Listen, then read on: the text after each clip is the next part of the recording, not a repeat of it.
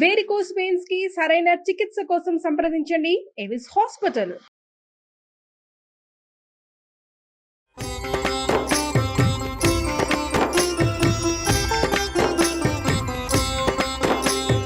నమస్కారం. విష్ణు పురాణం 8వ భాగంలోకి వచ్చాం.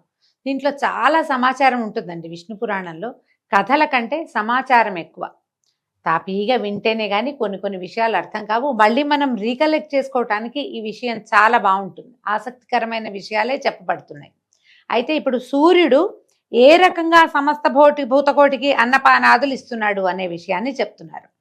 సూర్యుడు 8 నెలల పాటు తన కిరణాల చేత భూమి యందున్న నీటిని ఆకర్షించి మిగిలిన 4 నెలలు వర్ష రూపంతో వదిలిపెడతాడు. మనకు తెలుసు, సైన్స్ పాఠం ఇది కదా. ఆ నీరు అన్నపానీయాలకి ఉపయుక్తం అవుతుంది. ఎట్లా వెళ్తుందంటే మేఘాల్లోకి వెళ్తాయి, నీటిని ఆకర్షిస్తాయి, నీళ్ళు ఎవాపరేట్ అవుతాయి, మేఘాల్లోకి వెళ్తుంది, మేఘాలు వర్షాన్ని కురిపిస్తాయి. దీనికి ఒక సీజన్ ఉంది ప్రత్యేకంగా, మనకు తెలుసు కదా. కాలాత్ముడైన సూర్యదేవుడు తన తీక్ష్ణ కిరణాల చేత జలమునంతటినీ ఆకర్షించి దాన్ని చంద్రమండలంలో ఉంచుతాటండి. పురాణాలు ఇట్లా చెప్తాయి. మన సైన్స్ కొంచెం అటు ఇటుగా కాస్త ఒక మాదిరిగా చెప్తుంది అనుకోండి. చంద్రుడు ఆ జలాన్ని వాయునాళాలతోటి ఆకాశంలో ఉంచుతాడు. వాయుజల ధూమజ్యోతి సంయోగంతో మేఘాలు పుట్టి కాలానుసారంగా వాయుబంధాలని వదులుచుకుని గగనాన ఉన్న నీటిని కిందకి విడుస్తాయి.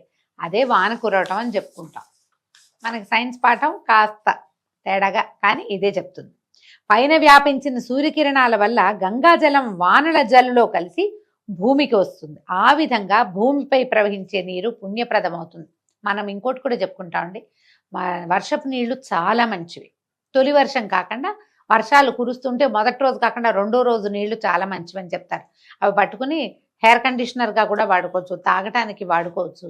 వాన పడిందంటే ఎప్పుడో మన నెల క్రితం పాత పెట్టిన ఆవగింజ నీళ్ళు మాకు పడేసింది మొలిచేస్తుంది. అమృత తుల్యంగా ఉంటుంది అన్నమాట. వాన పడిందా అమృతమే ఇంకా భూమికి. అది ఎక్కడెక్కడెక్కడెక్కడి చెట్లు చిగురు చేస్తాయి. దేనివల్ల? ఒట్టిన రోజు నీళ్లు పోస్తే అంత స్పీడ్గా రావు, వాన పడిందంటే వస్తుంది. దాంట్లో ఇన్ని రకాలు జ్యోతిషులు కలిసి ఉండటం వల్ల అనమాట. కృత్తిక నుంచి బేసి లెక్కలో ఉన్న ఆ నక్షత్రాలలో మేఘ సంబంధం అక్కర్లేకుండానే వాన కురుస్తుంది. మనకు తెలిసిందే కదా. దిగజాలు ఆకాశగంగలో వినోదంగా మునిగి తేలుతూ ఆ నీరు కూడా కిందకి చల్లుతాయిట. ఈ విధంగా వాన రూపాన నీరు పుడమికి వస్తుంది. అది స్నానానికి దివ్య తీర్థం అవుతుంది. మేఘాలు కురిసే వానలు నింపుగా నీటిని కలిగించడం వల్ల సస్యాలు ఓషధులు సమృద్ధిగా పుట్టి భూతకోటికి ఆహారం కలిగిస్తాయి. దాని చేత బ్రాహ్మణులు యజ్ఞాలు యాగాలు చేయటం, దాని చేత దేవతలకి తృప్తి కలగటము జరుగుతుంది. లోకంలో వేదాలు శాస్త్రాలు యజ్ఞాలు హోమాలు అన్నదానాలు జరుగుతున్నాయంటే వాటన్నిటికీ కారణం వర్షమే. ఆ వర్షం కురిపించే దేవుడే సూర్యుడు. ఆ మహానుభావుడు 2 దిక్కుల యందును ఉత్తరాయణ దక్షిణాయన సౌమ్యలతోటి సంచరిస్తూ ఉంటాడు. ఆ దేవుని రథాన్ని మునులు దేవతలు భుజగులు యక్షులు గంధర్వులు దైత్యులు అచ్చరల మంగళగమనాలతోటి రక్షిస్తూ ఉంటారు. మహావిష్ణువు శక్తి మూలాన పద్మబాంధవుడు సప్తర్షుల సూక్తాలతోటి దివ్యతేజో విరాజమానుడై లోకాల యొక్క చీకట్లని రూపుమాపుతూ ఉంటాడు. లోకాలకి ఆదిత్యులు అధిపతులుగా ఉంటారు. వాలఖిల్యాదులు మౌనులు కీర్తిస్తుండగా ముచ్చటగా అచ్చర్లు నాట్యము గంధర్వులు గానము సురలు పరివారంగా ఉండి పనులు చేయటము నాగులే మోకులుగా సూర్యరథాన్ని లాగుతూ ఉండటము, ఇలాగా పద్మబాంధవుడైన సూర్యుడు శీతోష్ణ జలరోచిష్యులతోటి విష్ణుశక్తి ప్రభావమే అంగరక్షగా అన్ని లోకాల్లోనూ దర్శనమిస్తూ వెలుగుతూ ఉంటాడని చెప్పగా మైత్రేయుడు ఇట్లా అడుగుతున్నాడు, దేవా, ఇప్పుడు నీ చొప్పున నువ్వు చెప్పిన రకంగా ఆలోచిస్తే ఎవరెవరో ఏవేవో చేస్తూ ఉండగా అందరూ అన్ని పనులు చేస్తున్నారు. ఒకళ్ళు వాడి ఒకళ్ళు నాట్యం చేసి ఒకళ్ళు తాళ్ళుబుచ్చుకు లాగి ఇది చెప్తున్నావు కదా, అతని యొక్క ప్రత్యేకత ఏమిటి, సూర్యుడి యొక్క శక్తి ఏమిటి అని అడిగితే, ప్రత్యేకించి ఆయన మహత్వం ఏమిటో చెప్పవలసిందే అని అడిగితే అప్పుడు చెప్తున్నారనమాట. దేవతల్లో సూర్యుడికి ఇట్లా ప్రత్యేకమైన తేజస్సు కలగడానికి కారణము శ్రీహరి యొక్క దివ్య శక్తి ఆయనలో లీనమై ఉండటమే ముఖ్య కారణమట. ఆ తేజస్సుతో బ్రహ్మాండ మధ్యమునందున్నటువంటి కటిక చీకట్లని రూపుమాపుతున్నాడు. ఆదినారాయణుని అంశలతో ఒప్పినటువంటి రుజగ సామవేదాలు 3 కూడా ఆ సూర్యుని మూర్తి నుంచి వెలువడి 3 సంధ్యా సమయాల్లోనూ వినవస్తూ ఉంటాయి. అగ్నిజ్వాలతో రూపొందిన దీపము ఇంటి నడుమ నుండి ఇంటనున్న చీకటిని పోగొట్టినట్టుగా ఆ మహావిష్ణువు తేజస్సులోని సహస్రాంశము మార్తాండుని యందు సంక్రమించి బ్రహ్మాండ నడుమ వెలుగుని కలిగిస్తోంది. ఈ విధంగా చైత్రాదిగా 12 నెలలతో ప్రత్యేకముగా దేవ ఋషి యక్ష గంధర్వాదులతో కలిసి శీతోష్ణ జలాలు కిరణాలుగా విష్ణు తేజో విరాజమానుడై దేవపితృ మానవ లోకాలకి సూర్యుడు తృప్తిని కలిగిస్తున్నాడు. ఆ సూర్యుని కిరణాల యందున్న సుషమ్న అనే కళ చంద్రమండలానికి అభివృద్ధిని కలిగిస్తూ ఉంటుంది. సుషమ్న నాడి, మనకి ఈ పేరు కూడా తెలుసు కదా. అమృతమయములైన సూర్యకిరణములు వృద్ధి పొందిన చంద్రమండలమునందున్న అమృతమును దేవసమూహం కృష్ణపక్షమునందు ఆస్వాదిస్తూ భాసిస్తుందట. చంద్రుడు శుక్లపక్షంలో సూర్యప్రభ వల్ల పుష్టిని పొందుతాడు. ఆ అమృత కిరణుని వల్ల దేవతలకు అర్ధమాసము, పితృగణాలకు పూర్ణమాసము, మానవులకు సర్వకాలము తృప్తి కలుగుతూ ఉంటుంది. ఇదంతా సూర్యుడి వల్లే జరుగుతుందని విష్ణు పురాణం చెప్తోందండి. చంద్రుడి రథమునకు సంబంధించిన గుణాలు జలంలోంచి పుట్టాయి, జలమయాలుగా ఉంటాయి. మొల్ల పువ్వు వన్న కలిగినవి, తెల్లగా మొల్లలంటే మల్లెపూలు. వాటి నడక క్రమంగా ఉండదు. వాటి సంచారానికి ఆధారము ధ్రువుడు. కుడి ఎడమ భాగాలు కల్పాంతం వరకు నడుస్తూ ఉంటాయి. ఆ విధంగా అవి సూర్యరథాశ్వాల్లాగా దృఢ బంధములై సంచరిస్తాయి. చంద్రుని కిరణాలు వృద్ధి క్షయము కలిగి ఉంటాయి. చంద్రుని పుష్టికి ఆధారం సూర్యుడు. మనకు తెలిసిందే, 15 రోజులు బ్రైట్ గా ఉంటాడు చంద్రుడు. తర్వాత ఏమవుతుంది, కిరణాలు తగ్గిపోతాయి. ఓసారి పొడుగ్గా సాగిన కిరణం రెండోసారి కూర్చగా అయిపోతుంది రెండో భాగంలో. కృష్ణపక్షంలో అమృతమయములైన చంద్రకిరణాలు ఒక్క కళ మిగులుగా దేవతలు పీలుస్తూ ఉంటారు. అవి ఎలా తగ్గుతాయంటే, మనకేంటంటే సూర్యగమనంతో చంద్రుడి కళ తగ్గుతుంది. అది పక్కకి తిరగడం వల్ల, భూమి పక్కకి వెళ్ళిపోవటం వల్ల నీడ పడిపోతుంది. కాబట్టి మనకి చంద్రుడు కనపడ్డ అనుకుంటాం. వీళ్ళేం చెప్తున్నారంటే చంద్రకిరణాలని దేవతలు తీసుకుంటారు, అందుకని ఉండదని చెప్తున్నారు. శుక్లపక్షంలో సూర్యకిరణ ప్రభావం చేత దినదినము వృద్ధి పొందుతూ ఉంటాయి. చంద్రుడిలో ఉన్న 15వ కళని పితృదేవతలు పానం చేస్తారట. అంటే దేవతలు తీసుకుంటారని చెప్పాం కదా, అందుకని ఈ 15వ కళ అమావాస్య నాడు ఉండే ఆఖరి కళని పితృదేవతలు తీసుకుంటారు. కాబట్టి అమావాస్య పితృతిథి అని చెప్తారు. ఆ రోజున పితృతర్పణం విడవటం కూడా ఆచారంగా కనపడుతుంది, చాలా ప్రాంతాల్లో చేస్తారు. అమావాస్య నాడు చంద్రుడు లతలయందుండి చెట్లలో అమృతం నింపి సూర్యుడిలో చేరతాడు. కనుక ఆ ఆకుని గోటితో గిల్లినవాడు బ్రాహ్మణ హత్య చేసిన పాపం చుట్టుకుని అధోగతుడై చాలా కాలం కష్టపాటుని అనుభవిస్తాడు. అందుకని ఏం చెప్తారంటే అమావాస్య తిథి నాడు చెట్ల తులసి కూడా కోయొద్దని చెప్తారండి. చాలా చోట్ల పెద్దవాళ్ళు తులసి కోయొద్దు, ఆ రోజున మనం గరిక తీసుకురావద్దు, ఇవన్నీ విశేషంగా చెప్తారు. మిగిలినవన్నీ మనం చేయం. కానీ వేదాధ్యయనం చేసిన వాళ్ళు అనధ్యయన తిథిగా అమావాస్య నాడు వేదాధ్యయనం చెయ్యరు, చాలా ప్రత్యేకంగా చెప్పబడుతుంది. ఈ సూర్యేందు సంగమం పర్వం అని ఈ సంజ్ఞ కలిగింది. ఈ పర్వదినం అంటారనమాట దాన్ని. ఆ సమయంలో చంద్రుని 15వ కళ సూర్యుని ఎందు కలుస్తుంది, అమావాస్య అని పేరు పొందింది. ఆనాడు సూర్యుడు ఏకకళామాత్రుడై లతలందు చెట్లయందు జలరూపాన ఉంటాడు. ఆ విధంగా లతలు, చెట్లు, ఓషధులు, పశువులు, మనుష్యులు, జలసంతతి చంద్రుని వలన సంజీవనం కలిగిన వాళ్ళు అవుతారు. ఈ సంజీవనం ఉంది, వాటి మధ్యలోకి అమృతం వెళ్ళింది, కానీ అవాళ మనం ముట్టుకోకూడదన్న విషయం ఉంది కదా, ముట్టుకోవద్దు అని చెప్తారు. అక్కడి నుంచి చూడండి, గాలి నుంచి అగ్ని నుంచి పుట్టిన రథమునందు వాయువేగం కలిగిన 8 గుర్రాలు లాగుతుండగా చంద్రుని యొక్క కుమారుడైనటువంటి బుధుడు ఉంటాడట. బుధుడు యొక్క గుర్రాల వన్నె గోరోజనం ఛాయ. గోరోజనం అంటే నాకు తెలిసి పసుపు నెయ్యి కలిసింది అని చెప్తారండి, కానీ మీ గోరోజనం అంటే ఒక ప్రత్యేకమైన రంగు అనుకోండి. అది శుక్రుడు అంబుల పొది, అపురూపమైన జెండా, చక్కని గుర్రాలు కలిగిన రథంలో ఉంటారు. నవగ్రహాలు ఎలా ఉంటాయో చెప్తున్నారు.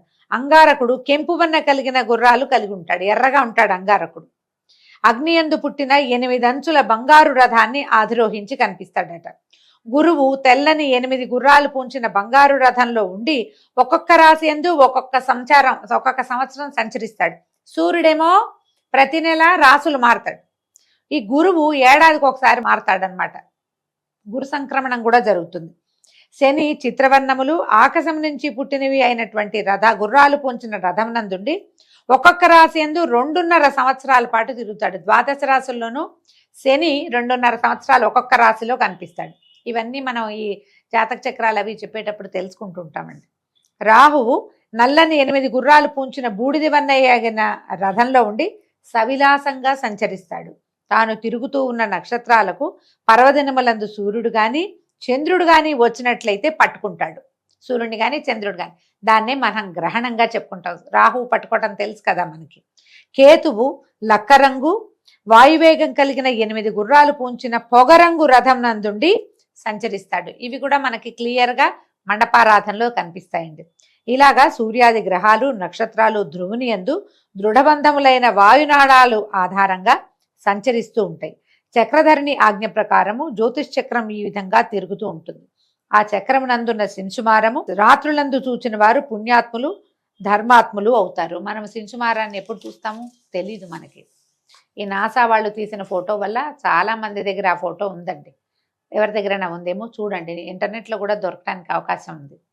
శింసుమారాదిగా ఇవన్నీ విష్ణు రూపాలుగా భావించు. జ్యోతిష్ చక్రము, లోకాలు, నదీనదాలు, సముద్రాలు, పర్వతాలు, భువనాలు, దిక్కులు అన్ని జీవరాశులు విష్ణువే. పుడమినందలి మన్ను కుండ మొదలైన రూపాలు పొందినట్లుగా విష్ణు శక్తి వివిధ రూపాల్లో విలసిల్లుతుంది. బ్రహ్మ సృష్టితో రూపించిన ఈ ప్రపంచ ప్రవర్తన అంతా కూడా విష్ణుమూర్తిదే. అయినా కూడా వస్తుభేద ప్రవృత్తితోటి ఉంటాయి. అంటే ప్రపంచం అంతా విష్ణుమయమే. ఒకటి నా రూపంలో, ఒకటి మీ రూపంలో ఉంటుంది. చరాచరం అంతా కూడా విష్ణు స్వభావం కలిగే ఉంటుందట. అయితే బ్రాహ్మణుడు కథ అడుగుతున్నాడు అనమాట. ఏ పాపము ఎరగని భరతుడు సాలగ్రామ తీర్థానికి వెళ్ళి యోగ సాధనతో విష్ణువుని భజించి ముక్తి పొందలేక మలి జన్మలో బ్రాహ్మణుడిగా జన్మించాడని ముందు కథ చెప్పావు. ఆ జన్మలో అతను గృహస్థ ధర్మాల్ని అనుసరించి ప్రవర్తించాడా లేదా పరతత్వ విద్యోపాసకుడై ముక్తుడయ్యాడా? ఆ కథ చెప్పమని అడిగితే జడ భరతుని కథ చెప్తున్నారండి. ఇప్పటికి 2 రోజులుగా మనం ఇవే విశేషాలే చెప్పుకుంటున్నాం. ముఖ్యమైన కథ ఇప్పుడు వచ్చింది. భరతుడు సాంసారిక సుఖానికి ఇష్టపడక మోక్షకాంక్షతోటి సాలగ్రామ తీర్థానికి పోయి అక్కడ శ్రీ మహావిష్ణువుని ధ్యానం చేస్తూ యోగీంద్రుడిగా ప్రసిద్ధుడయ్యాడు. హరినామ స్మరణ తప్ప ఇంకే మాట నోటి నుంచి వచ్చేది కాదట. హరినామ సంకీర్తన, హరిభక్తులతోటి ప్రసంగము, హరిపాద పద్మ పూజకి కావలసిన పదార్థాలు సేకరించటమే భరతుని నిత్యకృత్యాలుగా. అంటే ఇక సాంసారికమైన విషయాలు ఏం లేవు. ఇలా ఉంటూ ఉండగా ఒకనాడు కొండదరినున్న తీర్థంలో స్నానం చేసి ఒడ్డున కాలోచిత కృత్యాలు చేస్తూ ఉండగా నిండు చూలాలైన ఒక లేడీ అల్లనల్లనా వచ్చి ఆ నదిలో నీరు తాగుతూ ఉండగా భీకరంగా ఒక సింహం తాలూకు గర్జన వినపడిందట. ఆ ధ్వని విని లేడి బెదిరి చెంగుమని నీటిలో నుంచి ఎగిరి గట్టు మీదకి వచ్చేసరికి దాని గర్భపాతమై శిశువు అక్కడ పడిపోయిందట. ఈ గర్భంలో ఉన్న శిశువు నీటిలో పడిపోయింది. లేడి ఆ అదురుకి గట్టు మీద ఎగిరి దూకిన అదురుకి మరణించిందట. దాని గర్భం నుంచి జారి నీళ్లలో పడినటువంటి నీటిలో పడిపోయిన లేడి పిల్లని చూసి భరతుడు జాలిగుండెతో పరిగెత్తుకెళ్ళి దాన్ని ఎత్తుకొచ్చి మెల్లిగా తీసుకుపోయి తన ఆశ్రమానికి తీసుకెళ్లి పోషించాడు. అయితే అది మెల్లిగా పెద్దదైంది. సూర్యకిరణ సంపర్కం చేత శుక్లపక్ష చంద్రరేఖ ఎట్లా పెరుగుతుందో అట్లాగా భరతుని పోషణ చేత లేడి చక్కగా ఆరోగ్యంగా పెరిగిందట. మేతకి ఆశ్రమం నుంచి కొంత దూరానికి అడవిలోకి వెళ్ళి ఎక్కడైనా పులులు అవి కనిపించినా, పులి పొలకు కనపడినా పరిగెత్తుకుంటూ వెనక్కి వచ్చేసేదట. ఆశ్రమం చుట్టూతా గంతులు వేస్తూ తిరిగేది. చక్కగా లేత కొమ్ములతోటి ఆయన మీద ఇలా గీసేదట. ముద్దు ప్రేమగా ప్రేమాశ్రయాన్ని చూపించేది. ఆయన యోగాసనం మీద ఉండగా ఒళ్ళో తల పెట్టుకుని పడుకునేదట. ఆసనం వేసుకుని కూర్చుంటే పర్ణశాల చుట్టూ పరుగు పెడుతూ లేత పచ్చిక మేసేది. ఇలాగా లేడీ ఆయనకి ముద్దుగా ఉండేది. ఒక్కొక్క నాడు దూరంగా మేత కోసం వెళ్ళి అది ఎప్పటికీ తిరిగి రాకపోతే ఈయన దిగులు పడేవాడట. భరతుడు ఏమిటి ఇంతసేపు అయింది ఇంకా ఇల్లు చేరలేదని లేచి దానికోసం వెతుకుతూ ఉండేవాడు. ఏడైనా లేడి కనపడితే కనుక అదేనేమోనని దగ్గరికి వెళ్ళి చూసి అయ్యో ఇది అది కాదే ఏమైందో అని చింతపడేవాడు. సంసార ధ్యాస లేనివాడు ఇప్పుడు ఈ లేడి పిల్ల ధ్యాసలోకి వచ్చేసాడనమాట. గాలికి పర్ణశాలలో ధూళి రేగితే వచ్చిందే అని సంతోషంగా వెనక్కి తిరిగి చూసేవాడు. పొదల్లో కదలిక చూసి అందులో ఉందేమోనని వెతుక్కునేవాడట. ఇట్లా ఆ లేడి పిల్ల మీద వ్యామోహంతో కర్తవ్యం మరిచి ప్రవర్తించే స్థితిలోకి వచ్చాడు. సతీ సుతులను, బంధుమిత్రులను, రాజ్యవైభవాన్ని విడిచి కైవల్యకాంక్షతోటి అడవికి వచ్చి యోగాభ్యాసంతో నారాయణుణ్ణి ధ్యానిస్తూ ఉన్నటువంటి భరత క్షితిపతి ఈ లేడి సంబంధంతో భ్రాంత చిత్తుడై కైవల్య ప్రాప్తికి దూరమైపోయాడు. ఇలా ప్రవర్తిస్తూ కొంతకాలానికి శరీర త్యాగం చేసేసాడు. ఎప్పుడైతే తనకి శరీరం విడిచిపోతున్నానని తెలిసిందో ఆ లేడిని చూస్తూ శోక సంతప్తుడై కన్నీళ్లు కారుస్తూ అయ్యో నా ముద్దలుకున్నా నిన్ను విడిచిపోవలసిన దుర్దశ పట్టింది, దైవ సంకల్పం ఎవరు తప్పించలేరు, నేను లేకపోతే నువ్వేమైపోతావో అని ఆ లేడిని కావులించుకుని ఏడుస్తూ ప్రాణం వదిలిపెట్టాడట. పూర్వజన్మ వాసన వదలక ఒక లేడి కడుపున పుట్టి తల్లిని విడిచి సాలగ్రామ తీర్థానికి పోయి మళ్ళీ యోగ పద్ధతిని అవలంబించాడు. మళ్ళా లేడిలాగానే పుట్టాడు. ఆ ప్రాణావశేషాన సమయంలో దేనిని చూస్తారో దానిలాగా జన్మిస్తారు. నారాయణ నామస్మరణ చేసిన వాడు నారాయణుణ్ణే పొందుతాడు. ముందు గాథల్లో అది విన్నాం మనం. కార్తీక పురాణంలో చక్కగా చెప్తారు. అది గుర్తుండి ఉంటుంది అందరికీ. మొదటి కథల్లోనే ఉంది అది కదా. అయితే ఇప్పుడు అలా పొందిన వాడి పరిస్థితి వేరు. ఈ లేడి లేడి లేడి అని దాన్నే స్మరిస్తూ ఉన్నటువంటి భరతుడు లేడిగానే జన్మించి కానీ మెల్లిగా తెలుసుకున్నాడు. తెలుసుకుని మళ్ళీ సాలగ్రామ తీర్థానికి వెళ్ళి ఎండుటాకు దేహాభిమానం విడిచి ఎండుటాకులు కసబు ఏదంటే ఆకుపచ్చగా లేతగా ఉన్న ఫుడ్ కాకుండా ఏదో గడ్డి ఏది దొరికితే అది తిని చివరికి శరీరాన్ని విడిచాడు. విడిచిన తర్వాత ఏమైంది? ఒక యోగి వంశంలో పుట్టి వేదాంక వేదాత్వ తత్వజ్ఞుడై జ్ఞాని అయి బ్రహ్మజ్ఞాని అయి స్వకులాచార ప్రవర్తనుడై పూర్వజ్ఞాన గరిష్ఠుడయ్యాడు. వేషం జడవేషం అంటే లోకజ్ఞానం లేని మూఢ పద్ధతి కాలానుసారంగా ఉపనీతుడయ్యాడు. ఎప్పటికో ఆయనకు కలిగిందట జ్ఞానం. గురువు చెప్పేవి తన వివేకానికి మారకములుగా తలచి వాటిని వినక తిరస్కరించేవాడు. తొలి పుట్టుకలో లేడి సంబంధం వల్ల కలిగిన దోషం చేత అనేక దుఃఖాలు అనుభవించిన వాడు కనుక అందరూ ఆక్షేపించే పనులే చేసేవాడు. అయితే యోగి ప్రచ్ఛన్న వృత్తితోటి ఉండకపోతే పరమతత్వ విచారణ కలగదని ఒకప్పుడు బ్రహ్మ చెప్పిన మాటను అనుసరించి మూఢవేషము, గ్రామ్య భాష, అస్పష్టంగా మాట్లాడడము, మురికి పట్టిన దేహము, దుమ్ము కమ్మిన జుట్టు, బెదురు చూపులు, నీరు కారే దంతాలు, వెర్రి ఆటలు, వికారపు కేకలు, తప్పటడుగుల నడక ఇలా ఉంటున్నాడట. ఈ కడుపు మీదకి చొంగగార్చుకుంటూ తుమ్ముతూ ఉమ్ముతూ మట్టి ముద్దలు బంతుల్లాగా చిమ్ముతూ మాసిన చింకిపాత కట్టి తిరుగుతూ ఎవ్వరూ దగ్గరికి చేరనీయని రీతిగా ప్రవర్తిస్తూ అలా ఉండేవాడనమాట. చదువు మాన్పించి విద్యార్థులను ఈడ్చుకుపోయి ఆటలాడిచ్చేవాడు. వేద విద్వాంసులను చూసి వెక్కిరిచ్చి నవ్వేవాడు. అందరూ అసహించుకునేలాగా అసభ్య చేష్టలు చేసేవాడు. జాతి మత విచక్షణ లేక ఆకలికి ఎవరి ఇంటనో ఇంత ఆహార పదార్థం యాచించి తెచ్చుకుని తినేవాడు. నీచ వేషము, నికృష్ట గుణాలు కలిగిన వాడే ఏకాకిగా ఉండేవాడు. ఇట్లాగా బాల ఉన్మత్త పిశాచ భావాలతో ఉంటూ గుగ్గిళ్ళు, ఆకులు, కూరలు తింటూ దేహయాత్ర నడుపుతూ ఉండగా తండ్రి దివగతుడయ్యాట. తన తండ్రి చనిపోయాడు. సోదరులు బంధువులు చేసే పొలం పనులు ఒకప్పుడు తానే ముందెళ్ళి ఆ పని చేసేసేవాడు. బలిష్టమైన శరీరం కలవాడే మోటు పనులు చేస్తూ ఆహార పదార్థాల కోసం వారికి వీరికి సహాయం చేసేవాడు. ఇలా ఉండగా ఒకనాడు ఏం జరిగింది అంటే, ఇప్పుడు ఒకదాని మీద వ్యామోహంతో ఉండి ఆ మోహంతో చనిపోయిన వాళ్ళు తర్వాత జన్మల్లో ఇలాంటి ప్రవర్తన వస్తుంది. ముందు అతనికి జ్ఞానం ఉంది, కైవల్యం కోసమే తపస్సు మొదలుపెట్టాడు, కానీ మళ్ళీ వ్యామోహంలోకి పడిపోయాడనమాట. వీరరాజు అనే రాజు వివేకశాలి, సంసార దుఃఖాలతోటి నలిగి మోక్షంపై కోరిక కలిగి సమస్తము విడిచి కపిల మహర్షి దగ్గరికి వెళ్ళడానికి సంసిద్ధుడై అందలం ఎక్కి వెళ్తున్నాడట. అప్పుడు ఆ అందలం దగ్గరికి వెళ్ళి ఆ రాజసేవకుడు ఒక ఆయనకి దగ్గరికి వెళ్ళి ఆకలిస్తోందని అడిగేసరికి అతను ఏం చేశాడట, ఈ జడభరతుడికి ఆహార పదార్థం ఆశ చూపి పల్లకి కొమ్ము అందించాడు. ఆ రాజభటుడు ఇతను నా పల్లకి మొయ్యి నీకు అన్నం పెడతానని చెప్పి పల్లకి మోయిస్తున్నాడట. అయితే ఏమైంది, ఏదో ఆలోచిస్తున్నాడు. ఏం ఆలోచిస్తున్నాడో అతనికి తెలియటలా. అటు ఇటు చూస్తున్నాడు. అందలం ఎత్తు తక్కువలుగా కింద మీదగా నడవటం గుర్తించి లోపలున్న రాజు మోసే వాళ్ళని అదిలించి సరిగ్గా నడవండి అన్నాడు. ఏంటంటే చూపు అటు ఇటు పడేసరికల్లా సాఫీగా వెళ్ళటల్లా. ఈ అందలం అంటే పల్లకి. ఆ పల్లకి మోసేవాళ్ళు అడుగులు సరిగ్గా వేస్తే లోపలున్న కూర్చున్న వాళ్ళకి స్థిమితంగా ఉంటుంది. వాడు ఇట్లా కింద మీద అయ్యి ఊపుతున్నాడు అనుకోండి, లోపల ఉన్న వాళ్ళు కదిలిపోతారు. మన బస్సు కారు గుంటల్లో పడితే మనం ఏమవుతాం, అలాగే అవుతుంది. అయితే లోపలున్న రాజు కేకేశాడట. అప్పుడు కేకేసరికల్లా వాళ్ళు ఏం చెప్పారంటే, బాబు మా తప్పు కాదు ప్రభు, ఈ మనిషి ఎవడో ఓ పక్కన దూరి మోస్తూ సరిగ్గా నడవకుండా ఉన్నాడు అనేసరికల్లా ఈ రాజు ఆ జడ బ్రాహ్మణుడిని చూసి ఇలా అన్నాడు, ఏమయ్యా ఇంత బలిసున్నావు, అందలం మోసేవాడివి ఎగుడు దిగుడు లేకుండా నడవద్దా, నడిచి అలసిపోయావా అని అడిగేసరికల్లా జడు ఇలా చెప్పేట.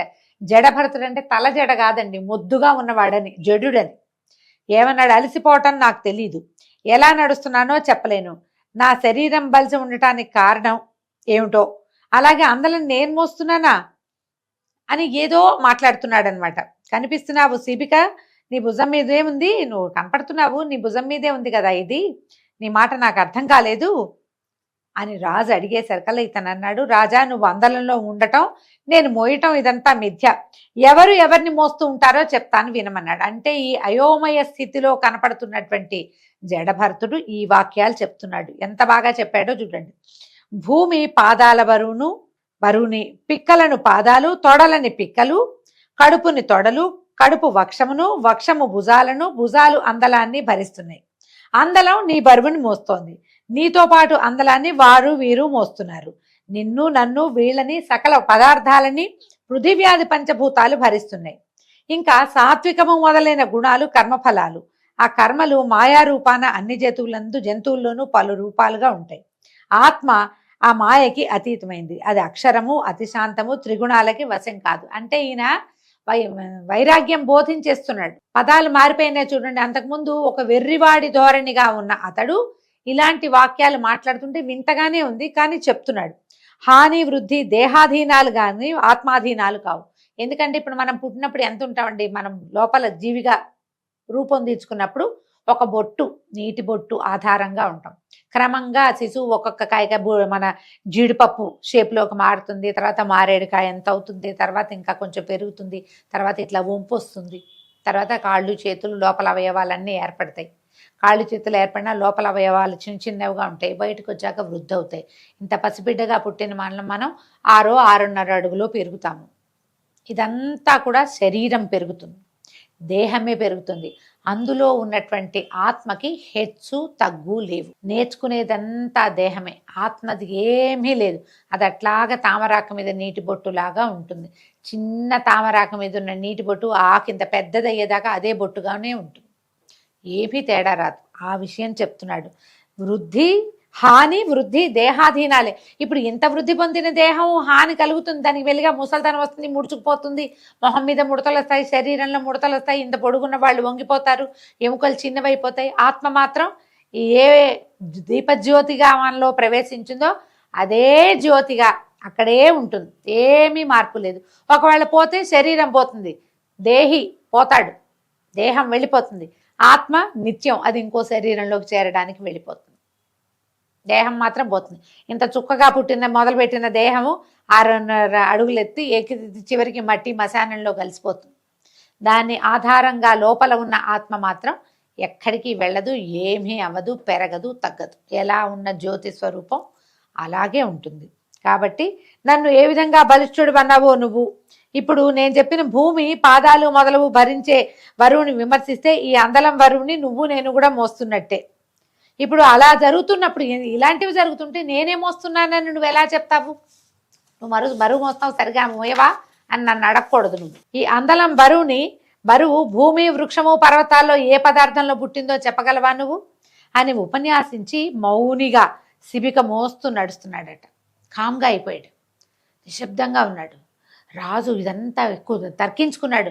నేనేం విన్నాను, నాకేం అర్థమవుతోంది, అసలు ఈ చెప్పిన వాడెవడు, దీనికి అర్థం ఏమిటి అని కొంచెం లోపల ఆలోచించుకునేసరికల్లా ఒక బ్రహ్మాండమైన విషయము జడుడుగా మొద్దుగా మాసిపోయి మకిలి పట్టిపోయిన మురికి వస్త్రాలలో ఉన్నటువంటి మహానుభావుడిలాగా కనపడ్డాడు. ఆ ఉన్నవాడు కనపడేసరికల్లా శిబిక ఆపు అని ఏం చేశాడట, గబగబా దిగి ఆ జడుడి పాదాలకు మొక్కి, మహాత్మా శిబిక విడు, దీన్ని వదిలిపెట్టేసి, తెలియక జరిగింది తప్పు, నేను పొరపాటు చేశాను, క్షమించు, నువ్వు ఎవరివి, ఎక్కడ వాడివి, ఇలా మూఢ పద్ధతిగా ఇలా మురికివాడిగా ఎందుకు తిరుగుతున్నావు అని అడిగేసరికల్లా ఇప్పుడు చెప్పాడట జడబ్రాహ్మణుడు, రాజా సోహం అనే వాక్యానికి అర్థం చెప్పడం అంత తేలిక కాదు. జీవులలో దేశకాలాల పరిస్థితుల్ని అనుసరించి చేసే కర్మలు, వాటిని అనుసరించి చేసే దాన ధర్మాలు, వాటికి తగిన సుఖ దుఃఖాలు అనుభవిస్తూ ఉంటారు. మనం చేసే కర్మల వల్లే మన సుఖంగానే దుఃఖంగానే ఉంటుంది, దాన ధర్మాల వల్లే అవి ఆధారపడి ఉంటాయి అనేసరికల్లా అప్పుడు రాజు అడిగాడు, నువ్వు బాగుంది, ఈ సోహం అనే దానికి అర్థం ఊహించి చెప్పటం కాదు, సాధ్యం కాదన్నావు, నువ్వు నిదానంగా చెప్పు, నేను నిదానంగా వింటానన్నాడు. నాకు అర్థం చెప్పు అనేసరికల్లా ఇప్పుడు ఈయన చెప్తున్నాడు జడభర్తుడు, సోహం అనేది ఆత్మకే చెప్పాలి, దేహాదులకు పరమాత్మకి సమన్వయించడం సరికాదు. నాలుక, దవడలు, పెదిమలు అనే వాటి యొక్క వర్తన నుంచే శబ్దం వెలువడుతుంది కనుక అహం అనేది విషయభూతం కాదు. కాబట్టి ఇవేవి సోహం నోట్లోంచి వచ్చింది కాబట్టి సోహం నోరే అని అనుకోవడానికి వీల్లేదు. కాలు, చేతులు, కడుపు, తల మొదలైన శరీరము ఆత్మ అని నిరూపించకూడదు. ఎందుకంటే ఇవన్నీ ఇక్కడే ఉంటాయి, ఇవి ఇక్కడ పుట్టాయి, ఇవి ఇక్కడే ఉంటాయి. ఆత్మ ఇక్కడ పుట్టింది కాదు. నీకు నాకు మిగిలిన లోకాలకి పరముడై ముల్లోకాలలో ఏకాకారుడై ఉన్నటువంటి సుచరిత్రుడు సోహం అనే మాటకి చెప్పదగినవాడు భగవంతుడు అన్నమాట. అఖండ పరిపూర్ణ మహత్వంతో లోకములందు ఏకమై కలిసి ఉన్న పరమాత్ముణ్ణి కాక దేహమునందు సోహం అనే మాటను సరిపెట్టడం వివేకశీలుని లక్షణం కాదు. ఈ సోహం అంటే నేను దేహిని అని చెప్పడానికి వీల్లేదు. ఇదంతా ఉన్నవాడు, ఈ ప్రతిదాని ప్రవర్తనకి కారణమైన వాడు వేరే వాడై ఉన్నాడో భగవంతుడు, అతని యందే ఈ సోహం అనే దాన్ని మనం చెప్పగలుగుతాం. నేనెవరు అని అడిగితే నేను ఫలానా పేరు చెప్తే అవదు. ఈ పేరు శాశ్వతం కాదు, ఈ శరీరం శాశ్వతం కాదు. శాశ్వతమైనది నిత్యమైనది ఏది అంటే ఈ భగవంతుడే అని చెప్తున్నాడు. ఇదిగో ఇంతకుముందు మనం చెప్పుకున్నటువంటి శింశుమార చక్రము, అందులో ఆయన మకర పుచ్చంలో ధ్రువుడు ఉంటాడు, ఈ సూర్యచంద్ర గ్రహాలని తిరుపుతూ ఉంటాడు. మనం ముందు చెప్పుకున్నదంతా ఈ జడభరతుడు రాజుకి వివరంగా చెప్పాడు. చెప్పేసరికల్లా ఆశ్చర్యపోయాడు అనమాట రాజు. ఇంకా ఏ ఏ వివరాలని ఈ జడభరతుడు రాజుకి చెప్పాడు, ఎట్లా భగవంతుని సృష్టి ఏ రకంగా ఉన్నదో మనం వివరంగా రేపు ఉదయం విందామండి. అంతవరకు సెలవు, నమస్కారం.